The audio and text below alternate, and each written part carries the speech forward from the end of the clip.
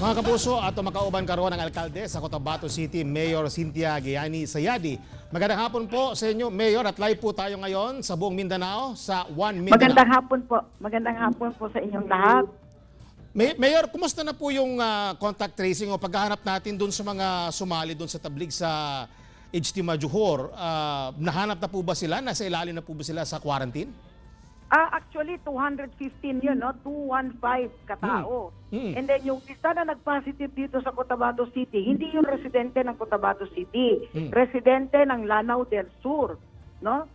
So according sa records ng DOH, may isa na namatay doon from Amay Pakpak, which is also from Lanao, part of Marawi and Lanao, no?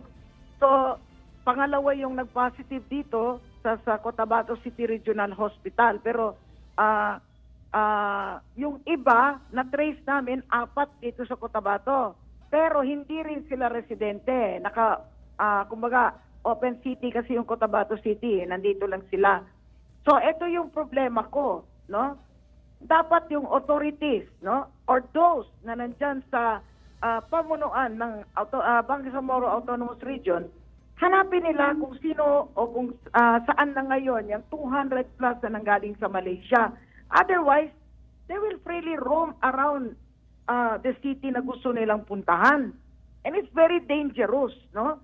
Na yung mga tao na nanggaling sa abroad, malaya pa rin, hindi pa rin nako-quarantine dahil yung iba hindi naniniwala sa quarantine.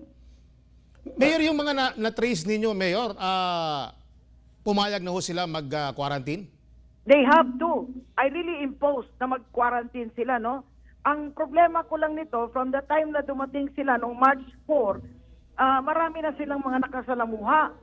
And yung iba naman, may mga nasa opisina na, nakasalamuha na rin nila. Ang iba, nag-opisina pa sa Bangsamoro Autonomous Region, which is, nandito yung kanilang opisina sa Cotabato City. So, yung mga ministro na nanggaling sa abroad, sinasabi ko nga na mag-undergo sila ng quarantine for the safety of everyone, no, in the city. Kaya nga kami talagang hinahanap ko aside from the contact tracing, pero hindi ko kayang gawin lahat yan because my powers are limited. Cotabato City lang ang hawak ko. Ang hinihiling ko sana, yung mga ibang official within their area, hanapin din nila, tulungan nila kami. Lalong-lalo na those within the Bangsamoro Autonomous Region. Ang problema ko nga dito sa area ko, nagko-quarantine kami. We are now on an enhanced quarantine. Opo. Pero marami pa rin gustong pumasok dito na hindi naka-quarantine na mga ministro. No? Mayor, paano po yan? Mayor, excuse me po. Sana makita rin nila itong mga sitwasyon na ganito. Mayor, ano po rekomendasyon ng Department of Health kung sakaling hindi mahanap itong mga pinaghahanap natin ng mga tablig? Hindi kita masagot because ang kaya ko lang talagang sagutin sa'yo yung 4 na na-trace namin which is in Cotabato City. Okay. I think the Department of Health should also help us at saka yung Bangsamoro Autonomous Region should help. Okay.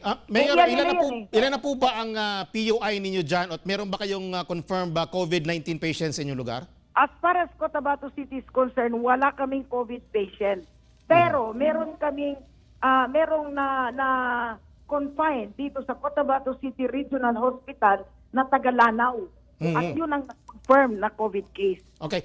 Mayor, may report po kasi no na hindi raw nakapasok no ang sa checkpoint itong sa Delta Bridge itong si BIRMM Executive Secretary at Head ng Interagency Task Force on COVID-19 na si Abdul Rauf Makakwa. Do you have any knowledge about this? Actually, nag-impose kami dito na talagang wala nang makakapasok dito. Just like in Davao City, wala nang nakakapasok, no? Kasi masyado kaming open, vulnerable kami sa ganyan, no? Humihingi na nga ako ng assistance sa mga municipalities and cities na hanapin yung mga kasama niyang 215. And aside from that, itong si Minister Sammy Gambar should also have his own self-quarantine dahil alam niya kung bakit kailangan niya mag-quarantine dahil nakasalamuhan niya rin ang ilan sa mga nagpositibo. No? So, kailangan talaga siguro mag-quarantine din muna siya. Okay. And aside from that, we have about 300 plus na persons under monitoring And then, i-impose naman namin yon talaga yung Okay. Mayor- order namin. Okay, Mayor, Yes. I understand that we are implementing a lockdown in your area, no? Ano po Yes. mga exemption? Sino-sino po ang pwede makakapasok at makakalabas ng lungsod? Yung mga may medical concerns, no? Like yung mga nagdadialysis, yung mga serious na mga problema ng pangkalusugan, katulad din po ng ini-impose ng Davao City, we're imposing that kung ano yung mga exemptions doon. We're not stopping delivery of goods. Nandun pa rin yun. Pero subject to certain rules. Okay, mensahe nyo na lang po sa inyong mga constituents, Mayor. Yes. Sana po kung may nakakaalam din po sa inyo, no? Ng yung mga dapat na isubmit nilang kanilang sarili sa quarantine, they should be responsible enough na isubmit ang sarili nila sa quarantine. Whoever you are, kahit na let's say official ka o ministro ka, kinakailangan because this protection is for the safety of everyone. Okay, marami pong salamat, Mayor Cynthia Gayanis Sayadi. Maraming salamat. Maraming salamat.